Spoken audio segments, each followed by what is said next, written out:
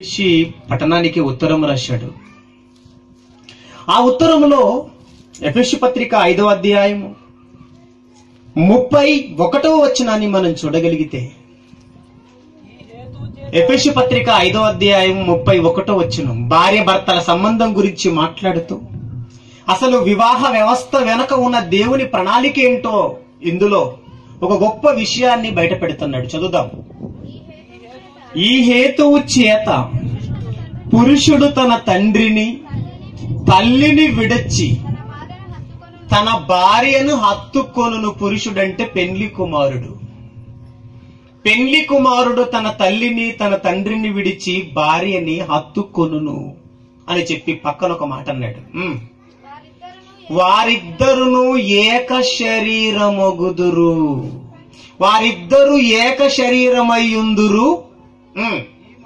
ఈ మర్మము గొప్పది అని రాయబడింది. చూడండి, ఈ మర్మం గొప్పది. ఏ మర్మం? భార్య భర్తలు ఒక శరీరమగుట, భార్య భర్తలు ఏక శరీరమగుట, భార్య భర్తలుగా మారుట, వివాహం ఆడుట. ఇందులో గొప్ప మర్మం ఉంది. అది మీకు తెలియదు. గొప్ప మర్మం ఉంది అని అపోస్తలుడైన పౌలు పరిశుద్ధాత్మ ప్రేరేపణతో చెప్పాడు. ఏంటా మర్మం? ఏంటా రహస్యం? ఏంటా సీక్రెట్ అని మనం ఆలోచించగలిగితే, బైబిలులో మొట్టమొదటిగా వివాహ వ్యవస్థ మానవుల నుండి పుట్టలేదు. నెంబర్ 1 పాయింట్, మానవుల నుండి పుట్టలేదు వివాహ వ్యవస్థ. 1. 2, తొలి జంటకు వివాహం చేసింది మానవుడు కాదు. వివాహ వ్యవస్థను ప్రవేశపెట్టింది దేవుడే. తొలి జంటకు వివాహం చేసింది కూడా దేవుడే. తూర్పున ఏదేను వనములో టర్కీ దేశంలో దేవుడే ఆ ఏదోను వనములో తొలి దంపతులైన ఆదాము అవ్వలకు ఆయనే వివాహం చేశాడు. అందుకే యేసుస్వామి 2000 సంవత్సరాల క్రితం ఈ భూగడ్డ మీదకొచ్చి ఆయన బోధించిన బోధలలో వివాహానికి సంబంధించిన ఒక అద్భుతమైన మాట ఈ ప్రపంచానికి చెప్పాడు. 19వ అధ్యాయం ఇంటికి వెళ్ళిన తర్వాత చదువుకోండి. మత్తయి సువార్తలో ఉంటది. దేవుడు జతపరిచిన వారిని మనుషుడు వేరుపరచకూడదు అన్న మాట యేసుస్వామి మాట్లాడాడు. దేవుడు జతపరిచాడు, స్త్రీని గాను పురుషుని గాను. ఆది నుండి ఆయన జతపరిచాడు. ఆయన జతపరిచాడు అన్న మాట అక్కడ రాయబడింది. యేసు ప్రభు చెప్తాడు. లోకరక్షకుడు, ఈ ప్రపంచానికి ఒక మహాబోధకుడు యేసుక్రీస్తు. ఆయన చెప్పిన మాట ఏంటో తెలుసా? ఇది దేవుని వలన కలిగిన వివాహం.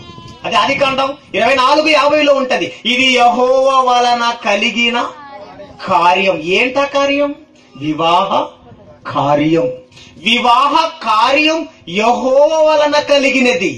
వివాహములో స్త్రీ పురుషులను జతపరిచింది, తొలి దంపతులను జతపరిచింది దేవుడని. నాడే కాదు, నేడు కూడా నూతన వధువరులను జతపరిచింది దేవుడేనండి. సుగుణను జతపరిచింది దేవుడేనండి తమ్ముడికి. అందుకే బైబిల్లో ఒక అమోఘమైన మాట రాయబడి ఉంటుంది సామెతల గ్రంథంలో. ఏంటో తెలుసా? సుబుద్ధి గల భార్య యెహోవా యొక్క దానం. బా, వండర్ఫుల్ వర్డ్ అంటే. సుబుద్ధి గల భార్య యెహోవా ఇచ్చు దానం. దేవుడు ఏ పురుషునికైనా దానంగా ఇయ్యాలి భార్యని. నువ్విచ్చేది కాదు, నేనిచ్చింది కాదు. తల్లి గర్భములో ఆ బిడ్డని తయారు చేసింది దేవుడు. గర్భములో నుండి బయటికి తీసుకొచ్చింది దేవుడు.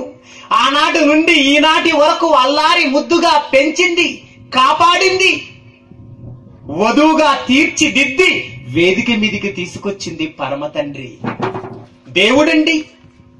దేవుని దయ వల్ల ఈ బిడ్డ పెరిగింది, యవనురాలుగా మారింది. అందుకే సుబుద్ధి గల భార్య యెహోవా ఇచ్చు దానం. ముందు ప్రసంగంలో విన్నారు, భార్య దొరికిన వానికి మేలు దొరుకును అని రాయబడింది. దేవుని పిల్లలారా, దేవుడు మేలు చేశాడు తమ్ముడికి. పెళ్లి కుమారునికి దేవుడు దానమిచ్చాడు కుమార్తెను, పెళ్లి కుమార్తెను. కనుక దేవుని పిల్లలారా, ఇరువురులో దేవుని యొక్క ఉన్నతమైన వీళ్ళ వివాహము వెనుక దేవునికో సంకల్పం ఉంది, దేవునికో ప్రణాళిక ఉంది. ఆ సంకల్పాన్ని వీళ్ళు అర్థం చేసుకోవాలి, ఆ ప్రణాళికను అర్థం చేసుకోవాలి. వివాహం చేసుకుంటున్న ప్రతి ఒక్కరూ వివాహం చేసుకుంటున్న రోజే ఆ వివాహం వెనుక దేవుని ఉద్దేశం ఏంటో తెలుసుకోవాలి. ఒక బాధకరమైన విషయం చెప్పమంటారా?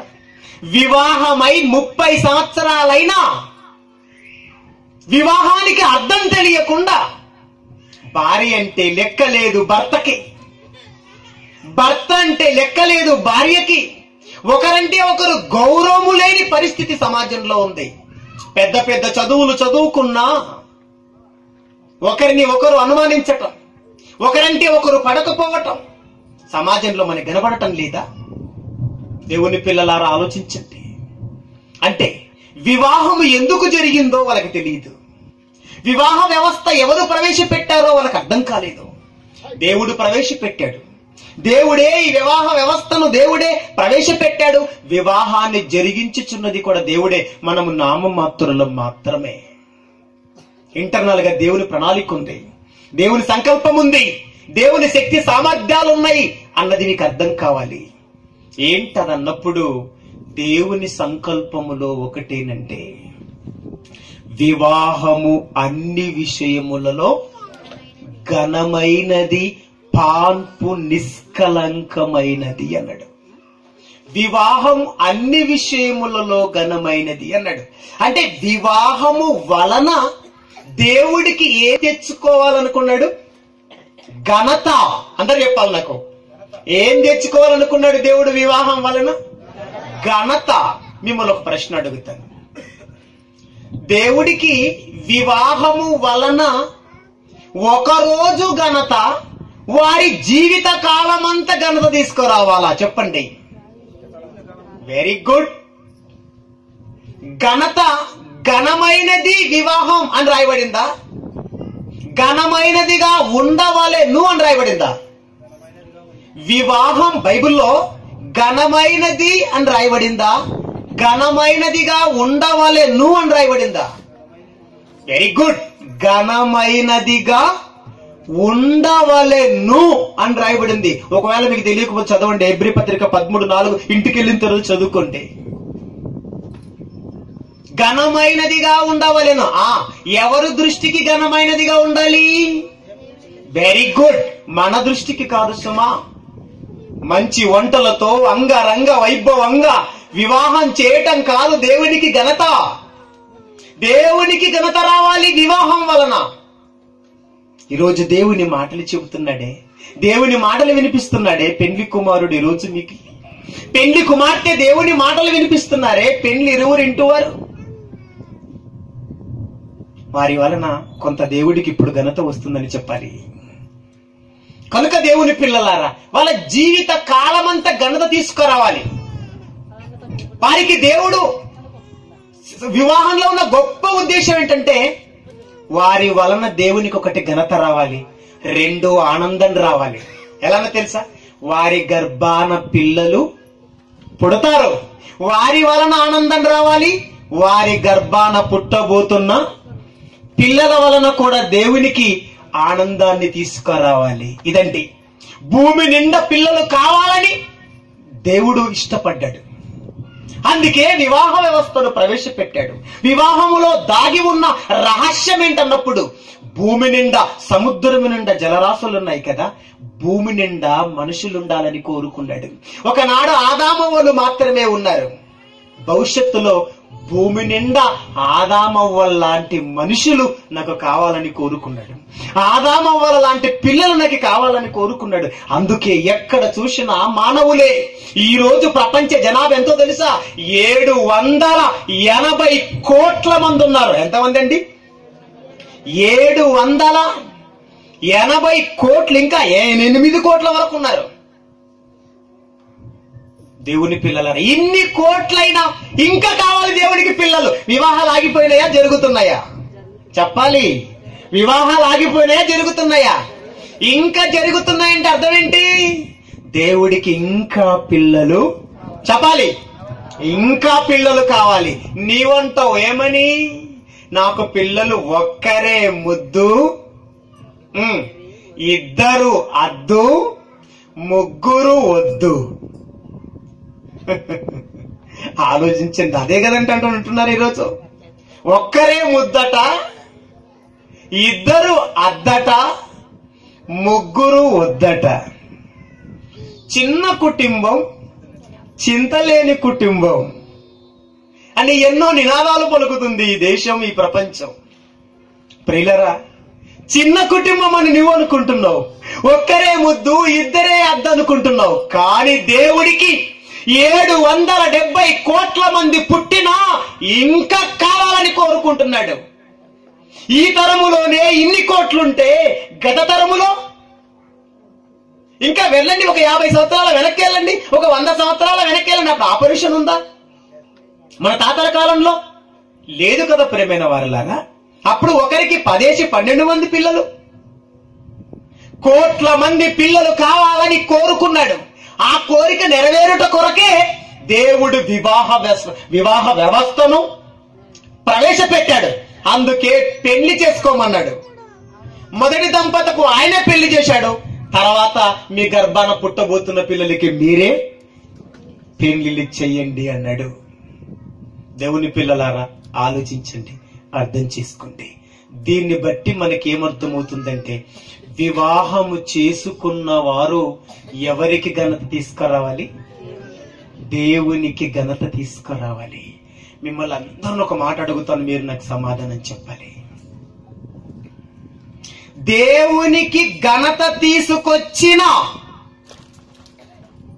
వివాహం చేసుకున్న దంపతుల వివాహమే ఘనమైనది.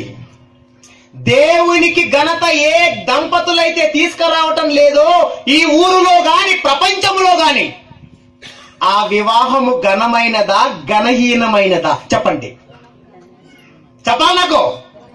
ఘనహీనమైనది, ఘనమైనది కాదు. దేవుడి కోసం బ్రతకరు, దేవుని ఇష్టము నెరవేర్చరు, వాళ్ళు దేవుని కోసం జీవించరు, వాళ్ళ పిల్లల్ని దేవుడిలో పెంచరు. దేవుడిచ్చినవన్నీ ఉచితంగా తింటూ తాగుతూ వారి పిల్లలు వాళ్ళ ఇష్ట ప్రకారం, వాళ్ళ శరీరాల సుఖాల కోసం, వాళ్ళ శరీర కోరికల కోసం వారు పెరుగుతున్నారు, వాళ్ళ పిల్లల్ని పెంచుతున్నారు. వాళ్ళు తిరుగుతున్నారు, వాళ్ళ పిల్లల్ని తిప్పుతున్నారు కదా. ఈ రోజండి 90% ప్రపంచంలో 90% దేవునికి ఘనత వచ్చిన వివాహ జంటలు లేవండి భూమి మీద. దేవునికి ఘనత తెచ్చిన భార్య భర్తలు లేరు. దేవునికి అవమానం తెచ్చారు. కొందరు రోజు గొడవ పడుతూ పిల్లల్ని దేవుని కోసం పెంచకుండా దేవునికి అవమానం తీసుకొస్తుంటే, కొందరు విడిపోయి విడాకులు ఇచ్చి అవమానం తీసుకొస్తున్నారు. మరికొందరు ఇంకొందరు రచ్చబండకు వెళ్ళిపోయి అవమానం పరుస్తున్నారు దేవుణ్ణి క్రైస్తవ కుటుంబాలలో కదా. ఇది నిజమైతే దేవుని పిల్లలారా, మీకు అర్థమైతే వివాహం చేసుకున్న మనం కానీ, మన గర్భాన పుట్టబోతున్న పిల్లలు గాని, వారి వివాహం వల్ల, మన వివాహం వల్ల ఏం జరగాలో తెలుసా? దేవుడికి ఆనందం రావాలి. ప్రేమైన వారులారా, ఈరోజు నన్ను కన్న తల్లిదండ్రులు నన్ను చూస్తే వాళ్ళ మనసు పొంగిపోతుందంటే, నా కుమారుడు ఎంత చక్కగా మాట్లాడుతున్నాడే అని. నన్ను 9 మాసాలు మోసిన నా తల్లి, నేను మాట్లాడుతున్న ఈ బోధన పద్ధతిని నా తల్లి చూస్తుంటే నా తల్లి గుండెలు గంతులేస్తాయి కదా. నన్ను కన్న తండ్రి ఆనందంలోకి వెళ్ళిపోతాడు కదా. మరి మీ పిల్లల్ని నా వలే పెంచారా? నా ఎంతటి కొడుకులున్నారా మీకు? మీ పిల్లల్ని పెంచారా? ఆనాడు పాస్టర్ల చేతుల మీదుగా మీరు బాప్తిసం తీసుకున్నారేమో, ఆనాడు పాస్టర్ల చేతుల మీదుగా మీరు వివాహాలు చేసుకున్నారేమో, దేవుని వలననే వివాహం జరిగిందని మీరు విన్నారేమో. కానీ మీ పిల్లల్ని దేవుని కోసం పెంచితిరా? మీ వలన దేవునికి సంతోషం ఉందా? మీ పిల్లల వలన దేవునికి సంతోషం ఉందా? ఆలోచించండి ప్రేమైన వారలారా. వివాహం చేసుకుంటే ఎవరికి ఆనందాన్ని ఇవ్వాలి? చెప్పాలి. దేవునికి ఆనందాన్ని ఇవ్వాలి. వివాహానికి ముందట ఒక పురుషుడు ఎలా ఉంటాడు తెలుసా? లేదా ఒక యవనుడు ఎలా ఉంటాడంటే, ఒక కన్యక గాని యవనుడు గాని వివాహానికి ముందు చాలా బాగుంటారండి. ఎంతో పవిత్రంగా ఉంటారండి. పాటలు పాడుతుంటారు, ప్రార్థన చేస్తుంటారు, బైబిల్ చదువుతుంటారు, ఎంతో భక్తిగా ఉంటారండి. దయచేసి ఆ పిల్లలు ఏడుస్తున్న తల్లి, దయచేసి ఆ బిడ్డను ఒకసారి అలా తీసుకుని వెళ్ళిరాకమ్మా, 2 నిమిషాలు ప్లీజ్. అందరికి ఆటంకం కలుగుతుంది కదా, ప్లీజ్ ఏమనుకోకమ్మా. ఎందుకంటే వారికి దీని విలువ తెలియదు గనుక వాళ్ళు ఏడుస్తుంటారు. ప్లీజ్, చిన్న పిల్లలు గనుక దయచేసి తెలిసినటువంటి తల్లి దయచేసి మీ పిల్లల్ని తీసుకొని కాసేపు ఒక 5 నిమిషాలను అలా బయటికి వెళ్ళి మరలా వచ్చి కూర్చో తల్లి. ఎందుకంటే చాలా దూరం నుంచి మీ మధ్యకు వచ్చాను. నేను చెబుతున్న ఈ మాటలు మీ మనసుకెక్కాలి. నూతనముగా జతపరచబడుతున్న ఈ దంపతులకు కూడా అర్థం కావాలి. కనుక ఈ రోజు నుంచి వీళ్ళే ఈ ఊరిలో వివాహం చేసుకోబోతున్న యవనస్తులందరికీ మార్గదర్శకులుగా, మాదిరిగా వీళ్ళు ఈ రోజు నుంచి బ్రతకటానికే ఈ మాటలను చెప్తున్నాను. బాగా వినాలి దేవుని పిల్లలారా. వివాహానికి ముందట ఒక యవనుడు ఎలా ఉంటాడో బైబిల్లో రాయబడిన మాట, ఒక క్రైస్తవ యవనుడు ఎలా ఉంటాడో బైబిల్లో రాయబడిన మాట చదువుదామండి. కొరింథీయులకు రాసిన మొదటి పత్రిక 7వ అధ్యాయము 32వ వచనాన్ని చదువుదాం. కొరింథీయులకు రాసిన మొదటి పత్రిక 7వ అధ్యాయము చూడండి, 7వ అధ్యాయము 32వ వచనం చదువుదాం. మీరు చింత లేని వారై ఉండవలెనని కోరుచున్నాను అని చెప్పి పక్కన ఇక నుంచి జాగ్రత్తగా వినండి, అండర్లైన్ చేసుకోండి. పెండ్లి కానివాడు ప్రభువును ఎలాగు సంతోష పెట్టగలనని ప్రభు విషయమైన కార్యములను గూర్చి చింతించుచున్నాడు. ఎవరండి? ఎవరు చింతిస్తున్నాడట? పెండ్లి కాని యవనస్తుడు. అలాగే ఒక పెండ్లి కాని ఒక కన్యక ఎవరి గురించి చింత చేస్తారు? ఎవరిని ఆనంద పెట్టాలని చింత చేస్తారట? ఎవరి సంతోషం కొరకు ఆలోచిస్తారంటున్నాడు పౌలు గారు? ప్రభువుని సంతోష పెట్టాలని నా కోసం ప్రాణం పెట్టాడు. మిట్ట మధ్యాహ్నం ఎర్ర ఎండలో గొల్గొతా కొండపై నా యేసు తన పవిత్ర రక్తాన్ని సిలువలో కార్చాడు కదా. పరలోకం విడిచిపెట్టి భూలోకానికి వచ్చి నా కోసం ఆయన చివరి రక్తపు బొట్టు వరకు కూడా నా ప్రభు కార్చాడు కదా అని పెండ్లి కాని ఒక యవనుడు ప్రభువుని సంతోష పెట్టాలని ఆలోచిస్తాడట. ప్రభు కార్యాల విషయమై చింతిస్తాడట. నా ప్రభువుని ఏ కార్యం చేసి నా ప్రభువుని ఆనంద పెట్టగలను? ఏ పని చెయ్యాలి? కార్యములంటే పనులు, క్రియలు. నా ప్రభువుని ఏం చేసి సంతోష పెట్టాలి అని ప్రభు సంతోషం కోసం ఒక యవనస్తుడు కష్టపడతాడు. ప్రభు సంతోషం కోసం ఒక యవనస్తుడు రాత్రి మగలు కష్టపడతాడు. ఎవరండి? పెండ్లి కాని పురుషుడు లేదా యవనస్తుడు. పెండ్లి కాని కన్యకు కూడా పెండ్లి కాకున్నప్పుడు చక్కగా పాట పాడుతుంది. ఇదేంటో లేదో నాకు తెలియదండి, పెండ్లు కాగానే కొమ్ములు వస్తాయండి అందరికి. కన్న దేవుణ్ణి విడిచిపెట్టి దౌర్భాగ్యపు తలంపుల్లోకి వెళ్ళిపోతారండి. జన్మనిచ్చిన దేవుని విడిచిపెట్టి, వివాహం చేసిన దేవుని విడిచిపెట్టి, దేవుని కంటే ఎక్కువగా భార్యని ప్రేమిస్తాడండి ఈరోజు పురుషుడు. తప్పండి, అది చాలా తప్పు.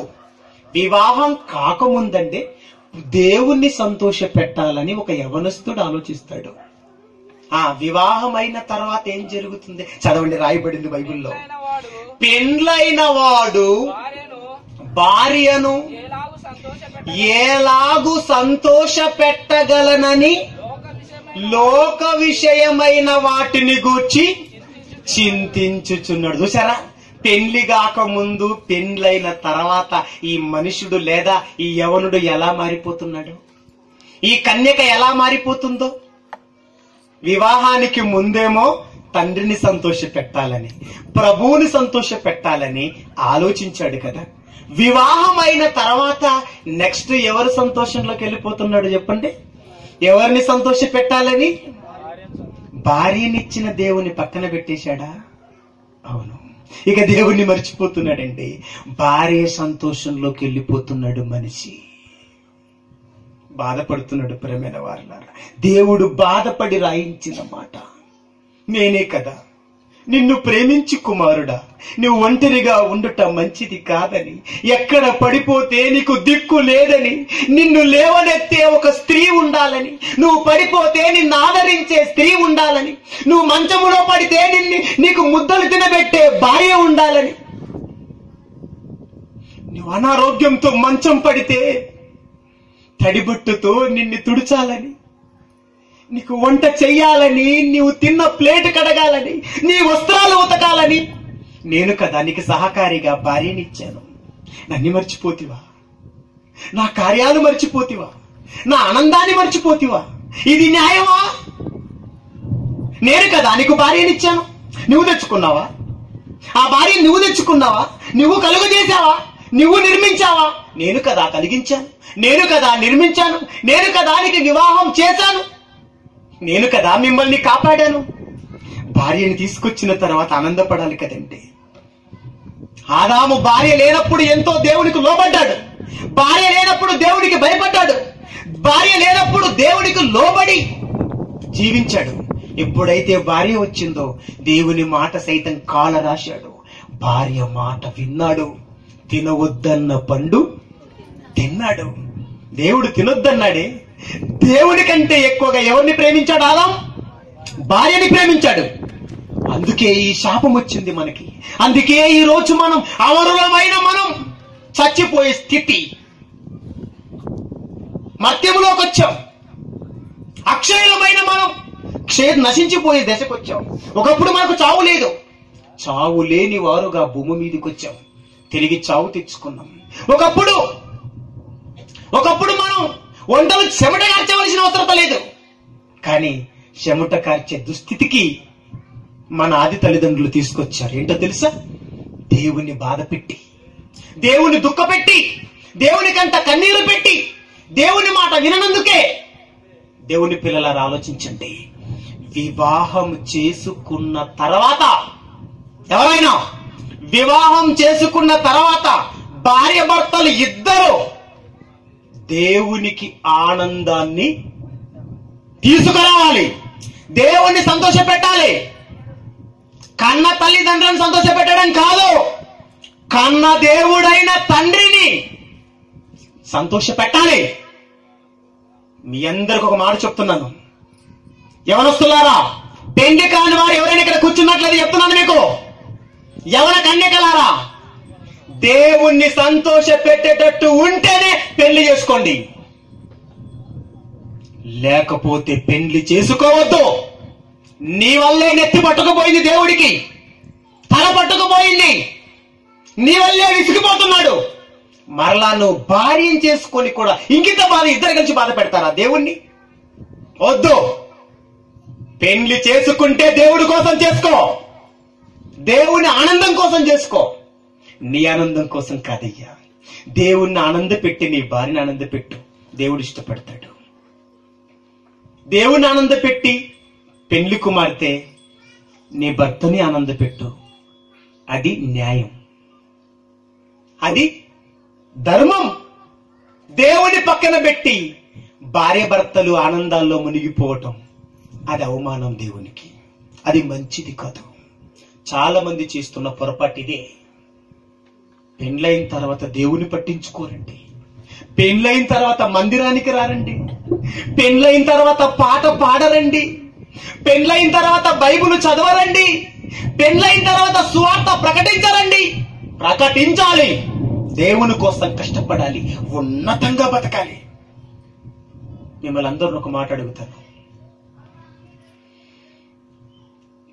పెళ్లి చేసుకుంటే దేవుణ్ణి ఆనంద పెట్టాలి, లేదంటే పెళ్లి చేసుకోకూడదు. ఇప్పుడు మిమ్మల్ని ఒక మాట అడుగుతాను, మీరు నాకు చెప్పండి.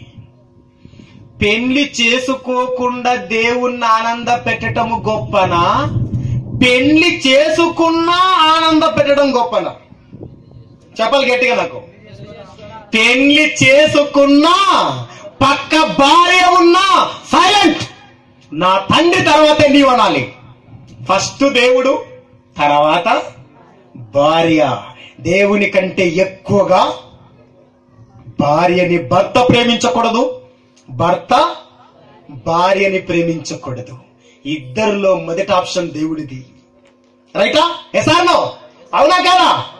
ఇద్దరు దేవుణ్ణి మొదట గౌరవించాలి, దేవుని ఆనందం కోసం ఆలోచించాలి, దేవుణ్ణి సంతోషపెట్టడం కోసం, ఆయన ఇష్టం నెరవేర్చుట కోసం ఇష్టపడాలి ఇద్దరు. కనుక దేవుని పిల్లలారా, వివాహం చేసుకున్నాం. నేను కూడా వివాహం చేసుకున్నాను. నాకు వివాహమై ఇప్పటికీ 12 సంవత్సరాలు అయిందండి.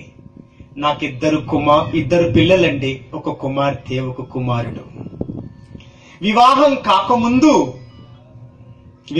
కాకముందు దేవుని కోసం బతికాను. 17వ ఏటనే బైబిల్ పట్టుకున్నాను. నేను 17 ఏళ్ల వయసులో బైబిల్ పట్టుకున్నాను. ప్రియులారా,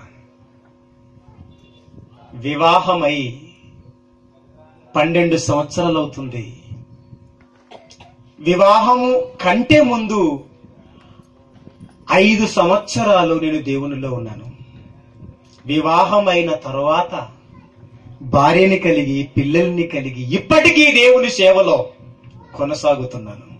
ఈ మాట నేను మీకు ఎందుకు చెప్తున్నానంటే, పెళ్లి దేవుణ్ణి ఆనందపరచుటకు ఆటంకం కాదు, భార్య ఆటంకం కాదు. ప్రేమైన వారలారా, వివాహం చేసుకోవడం వల్ల నీకు మంచిదే, మంచి జరుగుతుంది.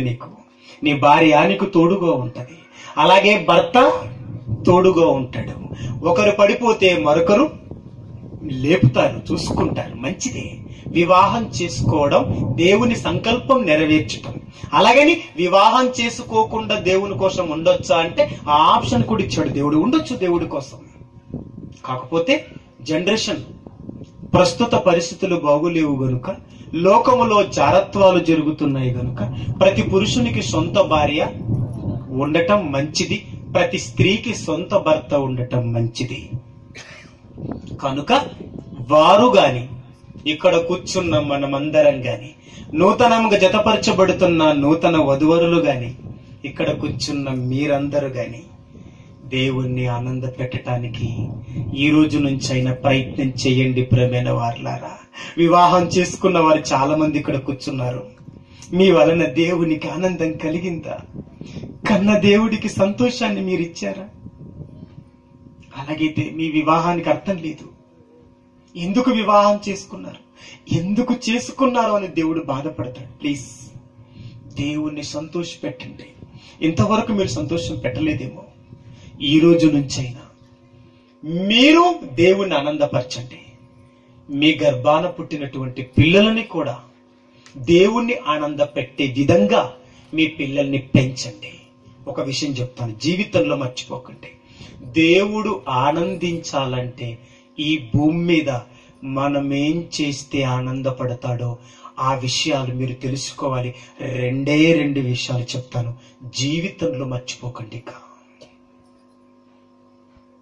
ఇర్మియా గ్రంథం, దయచేసి వధువరులు మొదలుకుంటే కూర్చున్న మీరందరూ, సందర్భం వారిదైన వాక్యం అందరిది గనుక అందరూ మనసు పెట్టి చూడాలి.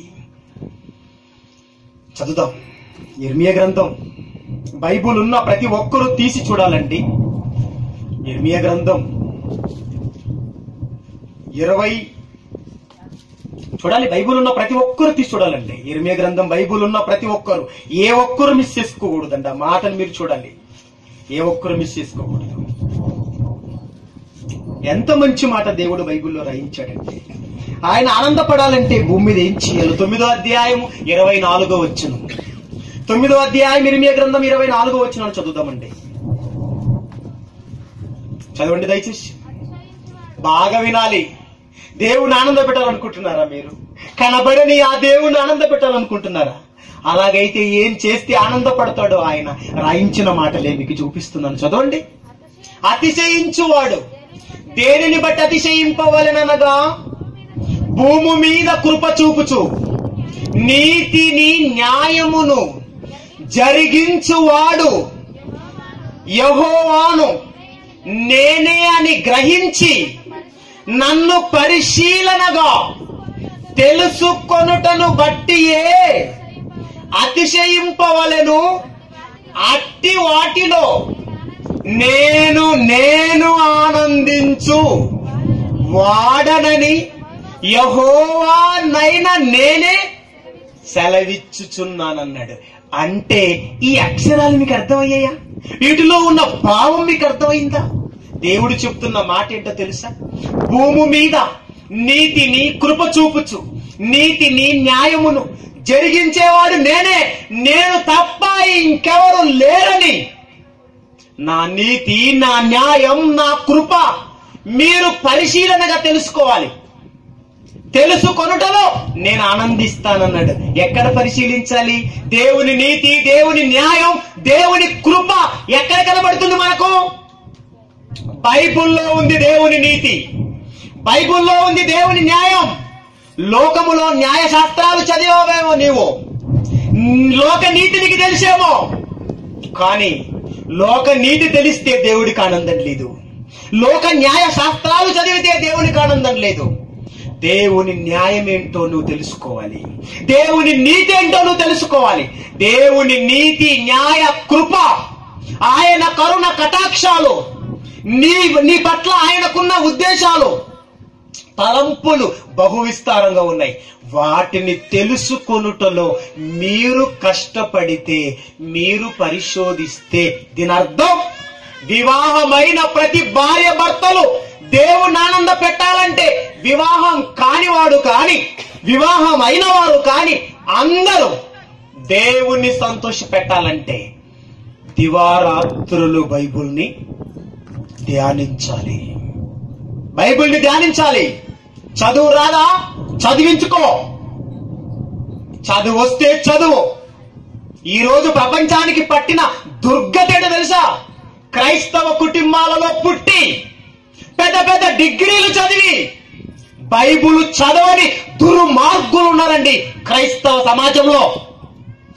కారణం, బైబిల్ విలువ వారికి తెలియదు. పైసా విలువ తెలిసింది, లోక విద్య విలువ తెలిసింది, కానీ బంగారు వెండి విలువలు తెలిసాయి, కానీ దేవుని వాక్యము విలువ అర్థం కాలేదు. అందుకే బైబిల్ చదవటం లేదు. వేరే ప్రాంతం నుంచి స్పీకర్ వస్తున్నట్ట, ఆయన ఏం చెప్తాడో అని ఊరిలో ఉన్న వారందరూ వాలిపోవాలి కదండి. ఎక్కడండి క్రైస్తవ కుటుంబాలు ఎక్కడున్నాయి? వేదికనేసి, స్టేజ్ వేసి, లైట్లు పెట్టి, బాక్సులు పెట్టి, పెళ్లి కుమారుడు నా దేవుని మాటలు వినిపించాలని సుదూర ప్రాంతము నుంచి దైవజనులను పిలిపించి విలువైన దైవ వాక్కులు మీకు వినిపిస్తుంటే అందరూ వచ్చి ఇక్కడ వాలిపోవాలి కదండి. అంటే దేవుని మాటకు విలువ లేదు సమాజములో, దేవుని వాక్యానికి గౌరవము లేదు లోకానికి. లోకములో సత్యము నడిపదారులో పడింది. సత్యాన్ని కౌగులించుకున్నవాడు, సత్యాన్ని గౌరవించిన వాడు వేల మీద లెక్క పెట్టేంత వాళ్ళు మాత్రమే ఉన్నారు. 99% లేరండి సమాజంలో. కనుక దేవుని పిల్లలారా, దేవుణ్ణి ఆనంద పెట్టాలంటే ఈ రోజు నుంచి బైబిల్ చదవాలి నూతన దంపతులు. అలాగే మీరంతా బైబిల్ చదవాలి. అందులోని దేవుని నీతి, న్యాయం అర్థం చేసుకోవాలి. ఆ నీతిని, న్యాయమును అనుసరించి బ్రతకాలి. అప్పుడే నిన్ను బట్టి దేవుడికి ఆనందం కలుగుతుంది అన్న మాట బైబిల్లో మనం చదువుకున్నాం. చివరిగా ఒక మాట చదువు ముగించేస్తానండి. కీర్తనల గ్రంథం 140, కీర్తనల గ్రంథం 147, కీర్తనల గ్రంథం 147 10వ వచనం చదువుదాం. కీర్తనల గ్రంథం 147. గుర్రముల బలమునందు ఆయన సంతోషించడు, నరుల కాలు సత్తువనయందు ఆయన ఆనందించాడు. దేన్ని చూసి ఆనందించాడట దేవుడు? చెప్పాలి. దేన్ని బట్టి దేవుడు ఆనందించాడు? గుర్రం, బలిసిన గుర్రాన్ని బట్టి దేవుడు ఆనందించడు. బలిసిన గుర్రం ఎక్కినా, గుర్రం మీద నిన్ను మెరిపించినా దేవుడు ఆనందించడు. ఇంకా నీ కాలు సత్తువను చూసి కూడా దేవుడు ఆనందించడు. కొంతమంది అండి పెళ్ళైతున్నప్పుడు పెళ్లి కుమారునికి ఏం పెడతారు తెలుసా? కొబ్బరి బెల్లం పెడుతుంటారండి. అవునా? కొన్ని ప్రాంతాలలో బలంగా ఉండాలని, శక్తివంతుడుగా ఉండాలని. అవునండి, మంచిదే, పెట్టడం తప్పు కాదు. కానీ కాలు సత్తువను బట్టి కాదు దేవుడు చూసి ఆనందించేవాడు. ఆయన ఆనందించాలంటే ఏం చేయాలో చదువుతున్నాడు. 11వ వచనం చదవండి దయచేసి. తన యందు అన్న మాట మెన్షన్ చేయబడి చూడండి. తన యందు అంటే దేవుని యందు, దేవుని యందు భయభక్తులు గల వారి యందు, తన కృప కొరకు కనిపెట్టుకొని వారి యందు యెహోవా ఆనందించువాడై ఉన్నాడు. ఇక్కడ దొరికిందండి మనకు సీక్రెట్. దేవుణ్ణి ఆనంద పెట్టాలంటే ఆయన నీతిని, న్యాయమును భూమి మీద తెలుసుకోవాలి, అనుసరించి బ్రతకాలి. ఆయన యందు భయము భక్తి కలిగి బ్రతకాలి.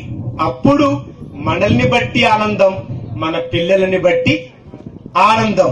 అంతవరకు దేవుడికి ఆనందం మనల్ని బట్టి ఉండదు. ప్రేమైన వారులారా, ఆలోచించండి. నిజముగా ఈ రోజు మనకు దేవుని భయం ఉందా అండి? ఉందా అంటే దేవుని భయం మనుషులకి లేదు. ప్రేమైన వారులారా, పులి అంటే భయం ఉందా? పులి అంటే భయం, సింహం అంటే భయం, పాము అంటే భయం ఉందా? దయ్యం అంటే భయం, కుక్కలంటే భయం, తేలు అంటే భయం, దోమ అంటే కూడా భయం. దేవుడంటే మాత్రం భయము లేదు. కారణం దేవుని విలువనికి తెలియదు, దేవుని స్టేటస్ నీకు తెలియదు, దేవుని గొప్పతనం నీకు తెలియదు. అందుకేనయ్యా దేవునికి నువ్వు భయపడకుండా బతుకుతున్నావు. దేవుని పిల్లలారా, భార్య భర్తకు భయపడాలి, పిల్లలు తల్లిదండ్రులకు భయపడాలి, విద్యార్థులు గురువులకు భయపడాలి, అందరం దేవునికి భయపడాలి. తండ్రే దేవునికి భయపడాలి, తల్లే దేవునికి భయపడాలి, పిల్లలే దేవునికి భయపడాలి. అందరము దేవునికి భయపడి దైవ భక్తి కలిగి ఈ భూమి మీద బ్రతికితేనట పరలోకమందున్న దేవుడు ఆనందపడతాడట. నూతనముగా జతపరచబడుతున్న తమ్ముడు, చెల్లి, ఈ రోజు నుంచి మీ ఇద్దరిని బట్టి దేవుడు సంతోషపడాలి, సమాజం సంతోషపడాలి, దేవుడు సంతోషపడాలి. మిమ్మల్ని చూసి అందరూ ఆశ్చర్యపోవాలి, అందరికీ ఆనందాన్ని తీసుకురావాలి. తమ్ముడు, మీ తల్లిదండ్రులకు ఆనందాన్ని తీసుకురావాలి. పెండ్లి కుమార్తె మీ అత్తమామలకు ఆనందాన్ని తీసుకురావాలి. అలాగే ఇరుపక్షాల వారికి ఆనందాన్ని తీసుకురావాలి. జన్మనిచ్చిన దేవుడికి ఆనందాన్ని తీసుకురావాలి. పిల్లల్ని కూడా భవిష్యత్తులో దేవుడు పిల్లల్ని ఇస్తాడు ఖచ్చితంగా. ఆ పిల్లల్ని దేవుని కోసం పెంచాలి. దేవుని యొక్క భయభక్తులలో వారిని పెంచితే మిమ్మల్ని బట్టి, మీ వివాహాన్ని బట్టి, మీ పిల్లలని బట్టి దేవుడు ఆనందంలోనికి వెళ్ళిపోతాడు. దేవునికి ఆనందం ఇవ్వని పెండ్లెందుకు? దేవునికి ఆనందం ఇవ్వని బ్రతుకెందుకు? దేవునికి ఆనందాన్ని మిగిలించే గొప్పవారుగా ఈ భూమి మీద బ్రతుకుతాం. బ్రతికితే మరలా కలుసుకుందాం, చనిపోతే పరలోకంలో కలుసుకుందాం. మేం జాగ్రత్త పడతాం, మీరు జాగ్రత్త పడండి. మీకోసం ప్రార్థిస్తాం, మా కోసం, మా పరిచర్య కోసం ప్రార్థించండి. నూతన దంపతుల కోసం ప్రార్థిస్తాను, కళ్ళు మూసుకోండి. మీకోసం ప్రార్థిస్తాను. చాలా దూరం నుంచి వచ్చాను, సుమారు 70 కిలోమీటర్ల దూరం నుంచి వచ్చాను మీ దగ్గరికి. నేను తిరిగి మరలా వస్తానో రానో తెలియదు.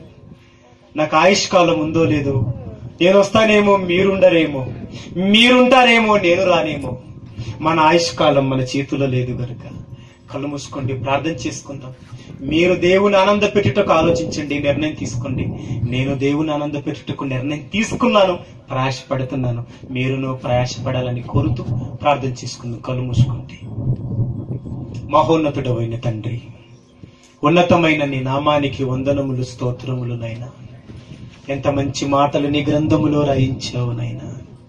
అన్ని ఇచ్చి, భార్యనిచ్చి, పిల్లల్నిచ్చి, సమస్తాన్నిచ్చి మా నుండి ఒకటే కోరుకున్నావు నాయనా. నిన్ను ఆనంద పెడితే చాలనుకున్నావు. నీకు భయపడి బతికితే చాలని కోరుకున్నావు. నీ నీతి, నీ న్యాయమును తెలుసుకొని అనుసరించి బ్రతికితే సంతోషం అనుకున్నావు. నిన్ను సంతోషపెట్టే భాగ్యం మాకు ఇచ్చినందుకు కృతజ్ఞతలు. నూతనముగా జతపరచబడుతున్నా దంపతులను జ్ఞాపకం చేసుకుంటున్నాయి. నీ పిల్లల్ని ఆశీర్వదించండి, నీ పిల్లల్ని దీవించండి. అయినా పండంటి పిల్లల్నిచ్చి వారు, వారి పిల్లలు నీ కోసం నైనా తండ్రి, అకులా, ప్రిస్కిల్లలా నీ పిల్లలు నీ కోసం కష్టపడే భాగ్యాన్ని దయచేయండి. యోబు వలె తన పిల్లల్ని నీ కోసం పెంచే భాగ్యాన్ని దయచేయండి. ఫిలిప్పు వలె తన కుమార్తెలను నీ కోసం పెంచే భాగ్యాన్ని దయచేయమని వేడుకుంటున్నాను తండ్రి. ఈ మాటలు విన్న నీ పిల్లలందరినీ జ్ఞాపకం చేసుకో ప్రభు. విన్న మాటలందరూ మనసుకు ఎక్కించుకొని వారిని, వారి పిల్లలని నీ భక్తిలో, నీ భయములో వారు పెరిగి వారి పిల్లల్ని పెంచి నీకు ఆనందాన్ని మిగిలించే గొప్పవారుగా ఉండుటకు జ్ఞాపకం చేసుకుంటే, నాకు ముందుగా అనేక సంగతులు దైవజనుడు చెప్పాడు. ఆయనని, ఆయన పరిచర్యని మీరు ఆశీర్వదించండి నైనా. నీ కరుణగల కరము చాపి మమ్మలను, నూతన వధువరులను ఆశీర్వదించుమని. ప్రభు రాకాలస్యమైతే, నీ చిత్తమైతే మరోసారి నీ పిల్లలకు మరిన్ని విలువైన మాటలు నీ పిల్లలకి చాటి చెప్పుటకు ద్వారము తెరువునైనా. అవకాశం లేకుంటే పరలోకములో మేమందరం కలుసుకునే కృప చేయమని క్రీస్తు యేసు పుణ్యనామమున ఈ ప్రార్థన సమర్పిస్తున్నాం తండ్రి. ఆమేన్.